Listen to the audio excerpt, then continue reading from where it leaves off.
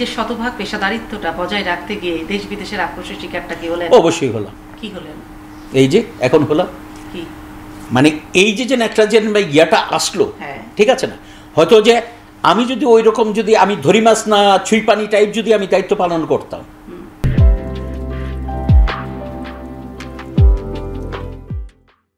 এই দুই জায়গায় ডিজিপিজি হিসাবে বা সেনাপ্রধান হিসাবে ধরি মাছ না ছুঁই পানি টাইপ,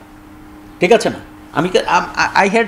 আমি যদি ওরকম করতাম, আমি যদি আমার দায়িত্বের প্রতি যে না দেশে অরাজকতা হচ্ছে, আই মাস্ট অ্যাসিস্ট, পুলিশকে মারতাছে আমি যে তাদেরকে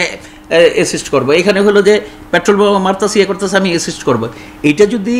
করতে যায়, যদি আমি যদি আমার সৈনিককে দিয়া যদি আমি তাদেরকে সাপোর্ট করেছি, আমি তো নিজে এই যে সাপোর্ট করাতে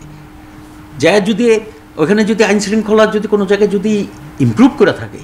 তা আমি তো মনে করি যে I have perform my duties properly. শতভাগ দায়িত্বের যে মান সম্মান হানিটা হলেও একটা নিষেধাজ্ঞা, এই দায়ভারটা এখন কে নেবে? সেটা নিয়ে আমি কাউকে ব্লেম করতে চাই, কে নিবে না নিবে সেটা নিয়ে আমি কোনো কথা বলতে চাই না। এইটাতে না না না না না আমি মোটেও ইয়াতে মনোবল হারাচ্ছি না, কিন্তু কথা হলো যে যারা হলো কনসার্ন এবং যারা মনে করবে যে এইটা দিয়া শুধু আমাকেই আক্রমণ করা হয়নি, অন্য কেউ করা হয়েছে, আই থিঙ্ক দে শুড